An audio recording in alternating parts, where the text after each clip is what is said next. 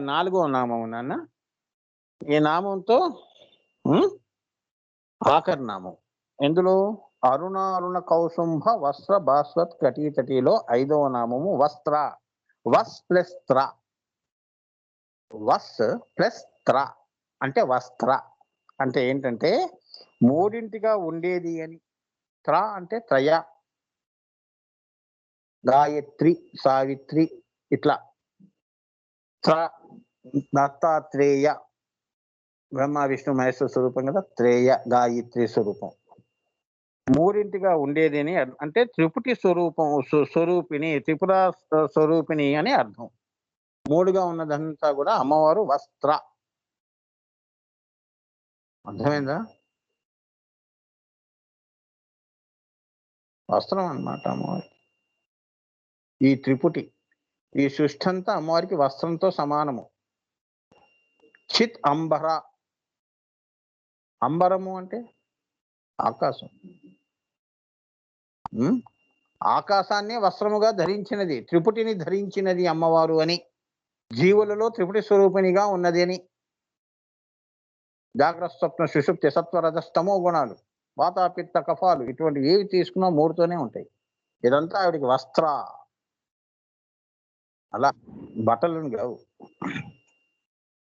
అంతే కదా. చిదంబరుడు అంటే ఏమిటి? చిత్తుని అంబరముగా ధరించిన వాడు చిదంబరుడు. అదే చిదంబర రహస్యం. మెడ్రాస్, చెన్నైకి వెళ్ళండి, మీకు ఏం చూపించాడు? ఆకాశమే చూపిస్తాడు. అదే రహస్యం. ఏంటి ఇవి ఆకాశం చూపిస్తున్నారు, లింగంగా లేదా అండి అని అడిగే పిచ్చివాళ్ళ మనం లింగం లింగం అనుకుంటూ తిరగటం కాదు. ఆకాశాన్ని చూపిస్తాడమ్మా. ఇదే చిదంబరము అంటాడు. ఇదే రహస్యం. రహస్యం మరి గురువులు చెప్పాలి. అందుకే చిదంబర రహస్యం ఎవరికి తెలియదు. ఏమన్నా ఆకాశం చూపించాడో వచ్చేసాం. ఆ రహస్యం ఏమిటి అంటే చిత్తునే అంబరముగా ధరించిన వాడు ఆయన చిదంబరుడు. తన చిత్తుతోనే సృష్టి జరుగుతోందండి. కాలదేశ చైతన్యాలన్నీ. ఆయనకి వస్త్రాలు ఎందుకు? నానా ఎన్నో ఉన్నాయి. నా అనుభూతిని చెప్తున్నాను.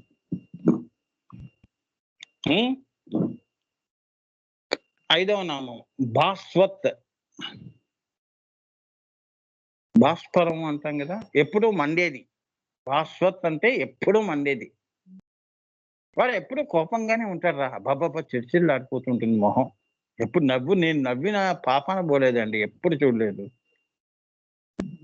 అని మనం సామాన్య జీవితాల్లో మనం అంటామే. ఆయన ఎప్పుడు పుట్టినప్పటి నుంచి కూడా అదే ఏడుపు ఇప్పటిదాకా కంటిన్యూ చేస్తున్నాడండి. మధ్యలో ఎక్కడా నవ్వలేదు. కొందరు అంతే కదమ్మా, మూతి ముడుచుకొని ఉంటారు టేపులు పెట్టుకొని. అమ్మవారు భాస్వత్, ఎప్పుడు మండేది. చిత్ స్వరూపం కదా. అవునా? చిత్ స్వరూపం, అగ్ని స్వరూపం కదమ్మా. అగ్ని వాకే రుక్ అన్నాడు. అగ్ని లేకుండా సృష్టి ఏమవుతుందమ్మా?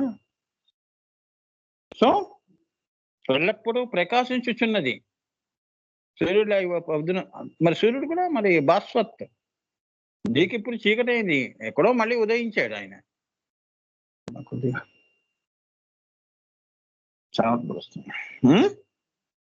కాబట్టి ఆమె భాస్వత్ అన్న పేరుతో పిలువబడుతుంది. అర్థమైందా? అందుకే ఎప్పుడు మండుతూ ఉంటుంది కాబట్టి, ఎప్పుడు ప్రకాశిస్తూ ఉంటుంది కాబట్టి, ఎప్పుడు నవ్వే వాళ్ళని ఏమంటాం? అబ్బా మీద ఎప్పుడు చిరునవ్వు అండి, శ్రీకృష్ణులు వారండి మీరు అని అంటుంటాం కదా. కృష్ణుడు కూడా నవ్వుతూనే కోపం చూపిస్తాడు. అవునా? వాతలో పెడుతుంటాడు ఈ దుర్యోధనులకి. నవ్వుతూనే చేస్తాడు అన్ని వ్యవహారాలు. అలా అన్నమాట. ఈ నామములో రకారములు 2, సకారములు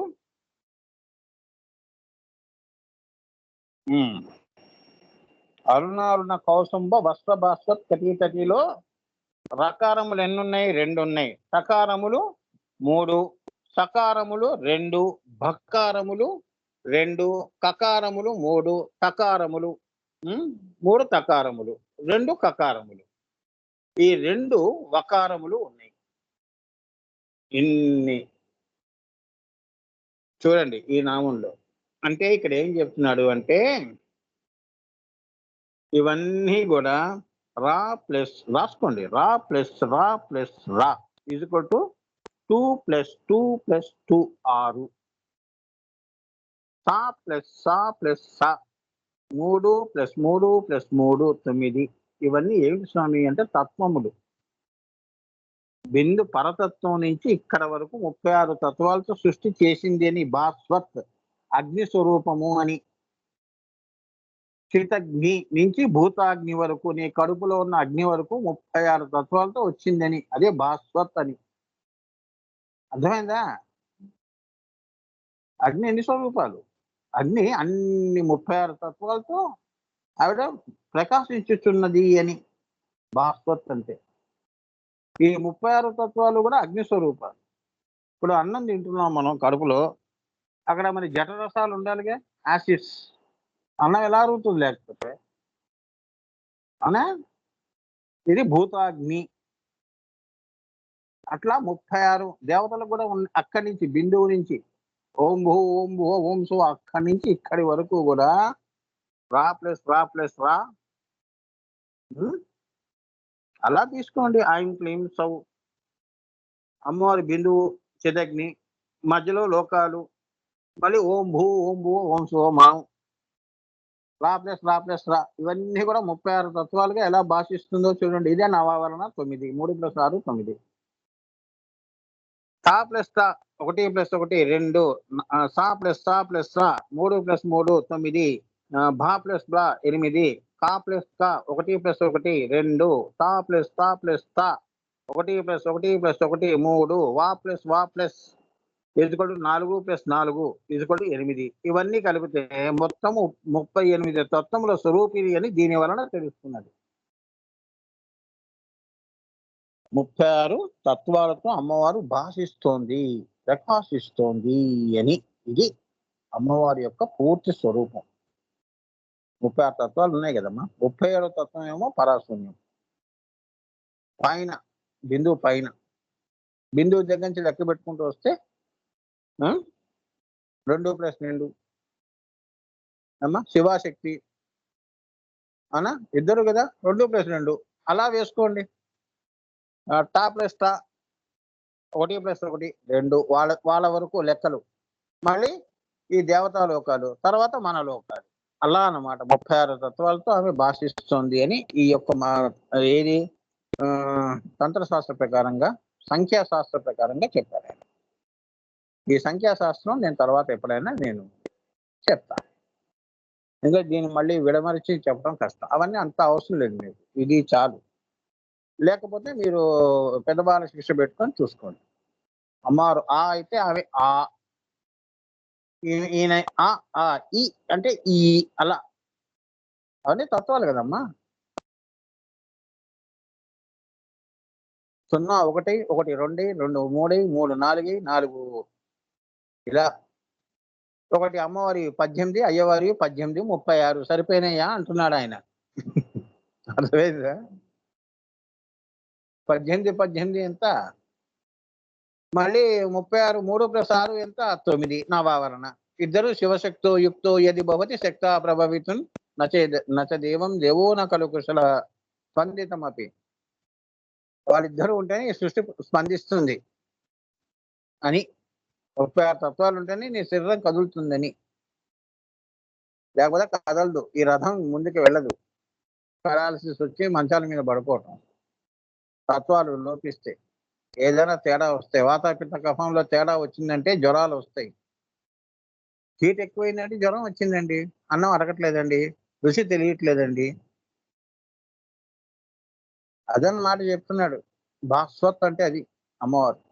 దేవతలకు కూడా అంతే, అందరికీ పిపిలికాది బ్రహ్మ పర్యంతం అని చెప్తున్నాడు కదా. అర్థమైందమ్మా మీకు లెక్క? సరిపోయింది కదా.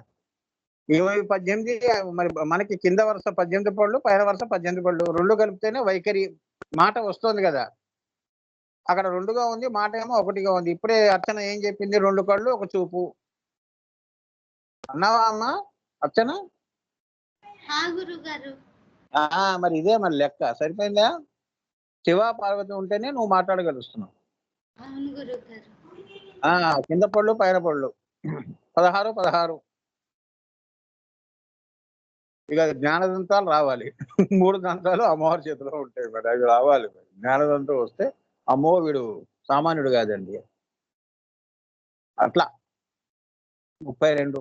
ఆ 4 వాళ్ళిద్దరివి. 2, 2. అంటే శివపార్వతులను తెలుసుకుంటే నువ్వు 36 నీకు తత్వాలు తెలిసినట్టు.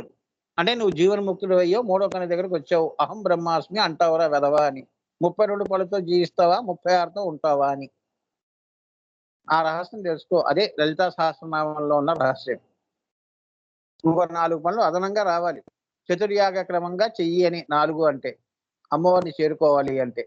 32 తత్వాలు జయించిన వాడు. అందుకని 36 తత్వాలతో రుద్రాక్షలుంటాయి. అర్థమైందా? 32 తత్వాలు జయించినప్పుడు 4 చతుర్ముఖం వేసుకో అంటారు.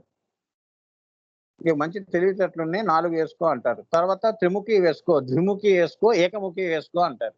త్రివిద్యోపాసకుడు. అలా వస్తారు వాళ్ళు. అర్థమైందా? లెక్కలు. మరి చాలా జ్ఞానం ఉంటుందమ్మా ఇందులో. నువ్వు ఎన్ని జయించాలి. జీవుడిగా ఎన్ని జయించి నువ్వు 36 దాకా వెళ్ళాలి. 36 తత్వాల నుంచి నువ్వు సవికల్ప సమాధి అంటే బిందువులోకి వెళ్ళావు. 37 కూడా నువ్వు దాటిపోయావు అంటే 37 అంటే పరాశూన్యంలో నిర్వికల్ప సమాధి సంపాదించావురా నువ్వు వెధవా. అంటే రమణ మహర్షి, సాయిబాబా ఇటువంటి మహానుభావులందరూ కూడా ఆనందగా వీళ్ళందరూ కూడా నిర్వికల్ప సమాధులు. అమ్మవారి యొక్క అక్కడి నుంచి బిందువు నుంచి కిందకు వచ్చారు వాళ్ళు. అంత ప్రయాణం చేసి మన కోసం కిందకు వచ్చారని అర్థం. ఇంత ఇక్కడ రాయలేదు గురువు గారు నేను చెప్పింది. మీరు కూడా ఇలా వెళతారా? ఇలానే ఉంటారా? 32 పళ్ళతోనే నవ్వులుకుంటూ, తింటూ, పడుకుంటూ ఉంటారా అని. జీవ చాపల్యంతో బతుకుతారా అని చెప్తున్నారు. ఆ 4 ఎందుకు వచ్చాయి అంటే 2 ఏమో ఆయనవి, 2 ఏమివి. అ, ఆ, ఈ, ఉ వాళ్ళు. చతుర్యాగ. మరి అక్కడి దాకా ఎలా వెళ్ళాలి స్వామి? చతుర్యాగం చెయ్యి. శరీరంతో ఉన్నావుగా. బహిర్యాగ, అంతర్యాగ, రహోయాగ, మంత్ర మహాయాగ. అర్థమైందా? అది చెప్తాను. జస్ట్ మీకు అర్థమయ్యేట్టుగా చెప్పాను. ఇక దీన్ని మీరు పెంచుకోండి. అమ్మా ఈ నామం భాస్వత్ అనగానే స్వాధిష్టానంలో మంట వస్తుంది. ఆవిడకి ఆనందం. అందుకే కొన్ని చక్రాలు నావి చాలా ఆవిడ కదులుతున్నప్పుడు అంటే ఆనందిస్తోందని.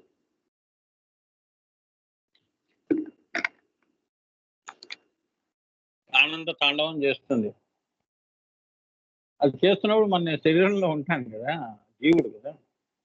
అది ఆమె మంట, ఆయాసం, మంట, కడుపంత ఈ సైడ్ లో ఎక్కువ వస్తుంది. స్వాధిష్టాన చక్రం కదా.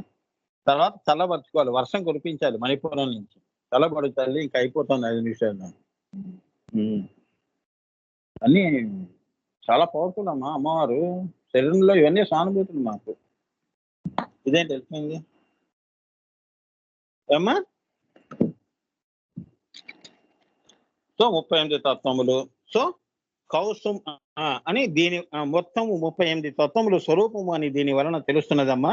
ఆ 38 తత్వములే అమ్మవారి యొక్క కౌసుంభ వస్త్రము అని, ఎరుపు అని, కౌసుంభ వస్త్రం అని అర్థం చేసుకోండి. 36 తత్వాలే అమ్మవారి యొక్క వస్త్రము.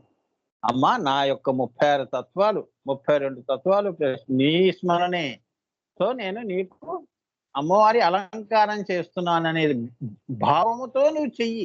ఈ తత్వ భావముతో అమ్మవారికి వస్త్ర భాషతటి నేను చీర అలంకారం చేస్తున్నాను కదా. అలా నా తత్వాలన్నీ నువ్వు ఇచ్చినవి తల్లి అని నీలో కలుపుకో అని. 36 తత్వాల్లో కలుపుకో నన్ను అని. 36వ తత్వంలో బిందువులో కలుపుకో తల్లి. నేను నీకు వస్త్రం ఇవ్వటం ఏంటమ్మా? నాకు ఇచ్చిన తత్వాలు మళ్ళీ నీకే ఇచ్చేస్తున్నాను. అంకిత భావం. సో వస్త్ర శబ్దము చేత ఈశ్వరునికి నశ్వర జగత్తు వస్త్రాచ్ఛాదనము వంటిదని రహస్యం. నశ్వర జగత్తు అంతా కూడా ఆయన యొక్క వస్త్రముతో సమానము. అందుకే చిదంబరుడు అన్నాడు. అంటే ఏంటంటే నశ్వరము అంటే ఇవాళ ఉండి రేపు ఉండదు. వస్త్రము కూడా ఈ శరీరం అనే వస్త్రము, ఆ దానిపై కప్పబడిన వస్త్రము కూడా ఇవాళ ఉండి రేపు ఉండదు అని. ఆ నశ్వర జగత్తంతా ఇది 36వ తత్వంగా నేను భాషిస్తున్నాను. 35 స్వరూపాలుగా ఈశ్వరంగా భాషిస్తున్నాను. ఈ తత్వం తెలుసుకో, పరతత్వం తెలుసుకో అని ఇక్కడ చెప్తున్నారు. అర్థమైందా? అదే శ్రీకృష్ణుడు వారు 36 తత్వాలతో ఆ యొక్క భగవద్గీతలో అర్జునుడికి ఇచ్చిన దర్శనం. అందుకే నారాయణుడు అయ్యాడు. ఈ నరుడిని నారాయణ చేశాడు. ఈ నరుడు అక్కడి నుంచి వచ్చాడని ఈయన భక్తి వల్ల అంటే ఏంటంటే ఆ తత్వాలు జయించి ఈయన నారాయణలోకి వెళ్ళటం. నరుడు నారాయణలోకి వెళ్ళడదే ఈ వస్త్ర భాస్వత్ కటీతటి అని. అంతేగాని బట్టలు వేసుకుని తిరగమని కాదు. కొత్త కొత్త బట్టలు కొనుక్కోవటం, 1+1 ఆఫర్లు వేసుకోవటం ఇవి కావు. అదే సరదాగా చెప్తున్నాను అన్నమాట. అలా చెప్తే అర్థమవుతుంది. వెంటనే కంపారిటివ్ గా చెప్పాలి కదా. ఈ వస్త్రం కాదురా నాయన, ఈ తత్వాలతో అమ్మవారి అలంకారం చేయటం అంటే నీ తత్వాలతో అమ్మవారికి అలంకారం చేయటం. ఇంకా నీకేముంది, నువ్వు చిదంబరం వెయ్యావు కదా, అంతేగా. అంటే అంటే నిన్ను నువ్వు నగ్నం చేసుకున్నావు. అంటే నాలో ఏమీ లేదు, నశ్వరం అంతా ఇచ్చేశాను, నశ్వరాన్ని వదిలేశాను, ఈశ్వరమే మిగిలి ఉంది, నేనే నువ్వయ్యావు, నువ్వే నేనయ్యాను అని అర్థం. అక్కడ అర్థమైందా? అన్ని అలంకారాలు చేసుకుంటే 36 తత్వాలతో నువ్వు మరి విష్ణుమూర్తిలో తిరుగుతూ ఉంటావు భూమి మీద అలంకారంతో. అలంకార ప్రియుడు ఆయన. అది కాదురా, అదన్నీ విప్పేస్తే నువ్వు ఈశ్వరుడు కూడా అంతే కదా.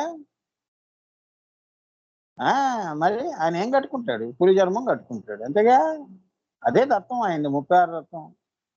నేను ఏమీ ధరించలేదు, ఏ తత్వాన్ని వస్త్రంగా ధరించి నేను నీ దగ్గరికి రావట్లేదు స్వామి అని. అది అలా నగ్నం చేసుకోవటం హృదయం లోపల తత్వాల యొక్క నగ్నం అదనమాట. అంతేగాని బట్టలు ఎక్కువని కాదు, లోపల తత్వాల యొక్క ఆకర్షణ లేకుండా పూజ చేసుకోవటం అని. 36 తత్వాలు అది చతుర్యాగ క్రమంగా జరుగుతుంది అని. అంతే కదా. మంత్రంతో మనసు శుద్ధి అవుతుంది, అవునా. ధ్యానంతో నువ్వు శుద్ధి అవుతున్నావు, ఆ వస్త్రం తొలగింది, మంత్రంతో తొలగింది, ప్రాణంతో ప్రాణ వస్త్రం కూడా వదిలేసి చివరికి ఆత్మ ఏముంది? నగ్నాత్మ. జీవాత్మపై ఏమవుతుంది? చిదాత్మ, చిత్కళ అవుతున్నావు. కింద ఉంటే కళ అలంకారాలతో, దాన్ని మూడో కన్ను దగ్గర తీసుకెళ్ళినప్పుడు చిత్కళ అయింది. చిత్తుకి వస్త్రం ఏంటి? అదే 36 తత్వాలు, అదే దానికి వస్త్రం. అదే అర్థమైందా అమ్మ? అలా అర్థం చేసుకో. అది అర్థం చేసుకోవాలి. అంటే నువ్వు ఈశ్వరుడి అవుతావు అని. కౌసుంబ శబ్దంలోని ఔ కౌసౌ కౌ అంటాం కదా. ఔకారము పరతత్వ స్వరూపము. వర్ణాల్లో ఇ ఉ ఏ ఇలా అంటాం కదా. ఆఖరిది 36 తత్వం ఔ అంటే అది కారా విధవా అని. అందుకే ఓంకారం ఇస్తారు. కౌ ఈస్కొల్టు కా. కౌ ఔ కా అంటే బ్రహ్మ, బ్రహ్మం అవుతావు. కాపో కౌ, కా అంటే బ్రహ్మము, నువ్వు బ్రహ్మం అవుతావు, బ్రహ్మ చింతన చేస్తావు. మూడో కన్ను దగ్గర నువ్వు అమ్మవారి అవుతావు అని. గురుగారు ఖడ్గమాల చెప్పినప్పుడు ఆవు కలిపి ఆ నామం చెప్పారు గురుగారు మీరు. అవును గురుజీ, నేను అది చెప్పాను. నమ త్రిపుర సుందరి అని చెప్పారు. నమ త్రిపుర సుందరి నమో. కరెక్టేనా అన్న? ఔ అంటే అదనమాట. దీనిని మూర్త బ్రహ్మముగా తీసుకుంటే, ఔ అన్నది అమూర్త బ్రహ్మముగా తీసుకుంటే అది పరతత్వాన్ని తెలుపుతుంది. ఔ పరతత్వాన్ని తెలుపుతుంది. అంటే నీ మూడో కన్ను అహం బ్రహ్మాస్మి అని అక్కడ అంటావు, కానీ ఇక్కడ ఏమంటావు? నేనే గొప్ప అంటావు. అక్కడ ఔ నేను అహం బ్రహ్మాస్మి అవమేవ బ్రహ్మ అయమాత్మ బ్రహ్మ సర్వం కలివిదం బ్రహ్మ అంటే నువ్వు వెళ్ళిపోతావు బిందువులోకి. అయిపోయింది. అది ద ఫైనల్ జర్నీ, అనంత యాత్ర అయిపోయింది. అవుతావురా నువ్వు అంటే కింద 36 తత్వాలు జయించిన వాడివి నువ్వు. అదే వీరా లక్షణము, వీరత్వం. అమ్మవారికి వీర ఏకవీర. ఈ ప్రయాణం ఒక్కడివే చేసావు కష్టపడి, గురువుని ఆశ్రయించి మూలాధారం నుంచి ఇవన్నీ తత్వాలన్నీ జయించి 36వ తత్వంలో మూడో కన్ను దగ్గరికి వచ్చావు నువ్వు అని. అక్కడి నుంచి పూజ చెయ్యండి అని చెప్పాను. ఔం నమ త్రిపుర సుందరి ఏ నమో. ఏమ్మా అలా ఖడ్గమాల్లో నమస్తే ప్రసుందరి హృదయదేవి శిరోదేవి శిఖాదేవి కవచదేవి నేత్రదేవి ఇలా అంటావే, అలా నువ్వు పారాయణం. నామముగా చేయాలంటే ఔం నమస్తే పరసుందర్యై నమః, ఔం శిఖాదేవియై నమః, ఇలా అన్నమాట. సో ఈ పూర్ణము ఆ పైన ఉన్న ఒక్క నిమిషం అమ్మా తెలుస్తుంది. సుమ్ కౌసుమ్ లో సుమ్ అంటే ఏంటంటే అన్న దానిలో పూర్ణము ఉన్నది. సు ప్లస్ సున్నా ఉందిగా, సుమ్ మామూలు సు అమ్మ. సు ప్లస్ సున్నా, సున్నాలో ఏముంది, సుమ్లో ఏముంది, పూర్ణం ఉంది, సున్నా. ఈ పూర్ణము ఆ పైన ఉన్న ఈశ్వరుడు అని అర్థం చేసుకోండి. ఆవు దగ్గర అయిపోయింది నీది, అక్షరాలు అయిపోయినాయి నీకు, ఇంకా నువ్వే అదిగా భాషిస్తున్నావు, సున్నాగా భాషిస్తున్నావు, బిందువుగా భాషిస్తున్నావురా అని చెప్పటం. అంటే సాయిబాబా స్థితి నీకు వచ్చిందిరా అని అలా మీకు సింపుల్ గా చెప్తే అర్థం అవుతుంది. ఇంకేమీ ఉండవు తత్వాల్లో, రాగద్వేషాలు కానీ నాది నీది అని కానీ ఏమి ఉండవు. అందుకే అరుణం వారి కళ్ళు కూడా, గురువుల కళ్ళు చూపు అన్ని కూడా చల్లగా ఉంటాయి. సుమ్ అంటే అది ఈ పూర్ణము ఆ పైన ఉన్న ఈశ్వరుడు అని అర్థం. కాబట్టి కౌసుంభ శబ్దము చేత ఒకటి మూర్త బ్రహ్మముగా ఉన్నప్పటికీ అనంత అఖండ లక్షణములను ఈశ్వర పదార్థము కోల్పోలేదు అని దానిలోని తాత్పర్యము. అంటే ఈ అమ్మవారు, ఈ శివశక్తులు ఇంత నశ్వరాన్ని సృష్టించినా కూడా వారి యొక్క ఈశ్వరత్వాన్ని పోగొట్టుకోలేదు. కౌసుంభ 36 తత్వాలు పైన ఉన్నారు వాళ్ళు, 37గా. అర్థమైందా? కళ్ళు విరిగిపోతాయి. వాళ్ళు నశ్వర ఏమన్నారు ఆయన, అనంత అఖండ లక్షణాన్ని, అనంత లక్షణాన్ని వాళ్ళు ఎవరో వాళ్ళని మర్చిపోలేదు. తల్లి బిడ్డకి జన్మనిస్తుంది, మొగుడిని మర్చిపోతుంది. అలా వాళ్ళు మర్చిపోలేదు. మేము ఎప్పుడు కూడా పరాశూన్యమే. సాయిబాబా కూడా మనతో మాట్లాడుతున్నా ఆయన ఎప్పుడు పైనే ఉంటాడు. మీతో ఏం బంధం. మనం ఊరికి చంకలు ఎగరేస్తాం, సాయిబాబా నన్ను ముట్టుకున్నాడు, సాయిబాబా నా తల మీద చెయ్యేసాడు, ఇలా చెప్పుకొని మురిసిపోతూ ఉంటాం. అది నీ వరకు, ఆయన వరకు కాదు. ఆయన అందరినీ ముట్టుకుంటాడు. తన యొక్క ఈశ్వరత్వాన్ని పోగొట్టుకోలేదు. తనలోంచి ఈ నశ్వరం వచ్చినా తన ఈశ్వరత్వం ఉంది, తనని తాను మర్చిపోలేదు. మనం ఏమిటి, అరే వాడు మంచి చేసాడంటే అరే మర్నాడే మర్చిపోతాం. అవునా? చాలా కష్టంగా ఉందండి. ఒక 10,000 ఇచ్చేయండి అని అన్నాం అనుకో, పాపం ఫోన్లే ఇక్కడే కదా ఎక్కడ పోతారని చెప్పి మనం ఇచ్చేవనుకో, ఎన్ని నెలలైనా ఎవరు మర్చిపోవడం. అలా అన్నమాట. మనకి మరుపు అనేది ఉన్నది కానీ వారికి లేదని. వారు అఖండత్వాన్ని, ఖండాన్ని సృష్టించినా అఖండాన్ని మర్చిపోలేదని. తండ్రి బాధ్యత మర్చిపోలేదు, తల్లి బాధ్యత మర్చిపోలేదని. అర్థమైందా? అలా సింపుల్ గా చెప్తే మీకు అర్థం అవుతుంది. అఖండం అఖండంగానే ఉంది. ఆ అఖండం నుంచి ఖండం వచ్చింది.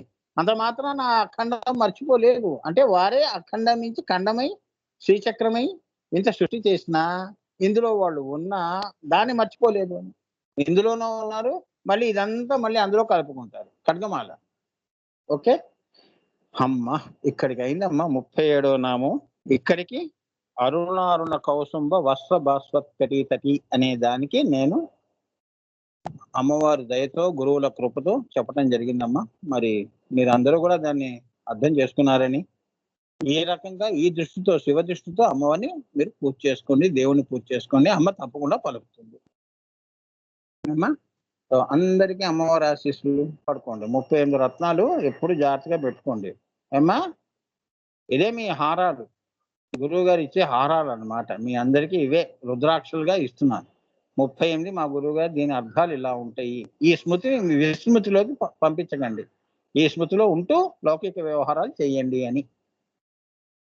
సో అందరికీ అమ్మవారి ఆశీస్సులు నాన్న. గురు కృపాహి కేవలం, మాతృ కృపాహి కేవలం. మీ అందరూ కూడా ఇలానే నవ్వుతూ సంతోషంగా అందరం మనం లలితా సహస్రనామాన్ని మనం పూర్తి చేద్దాం నాన్న, అమ్మ దయతో, గురువుల కృపతో. ఆ రోజు ఎప్పుడు వస్తుందా అని నేను 1000 కళ్ళతో ఎదురు చూస్తున్నాను నాన్న. నిజంగా మరి అమ్మ దయ నాన్న, నా చేతిలో ఏం లేదు. So will see. ఎన్ని నామాలు చెప్పినా మరి అమ్మ దయ ఉండాలి కదా. మరి ఆ మహానుభావుడు 1000 ఇంత చెప్పాడు ఆయన. దాన్ని మళ్ళీ నేను సామాన్య పదాలతో అర్థం చెప్పడం, మరి అది వారి కర్మే.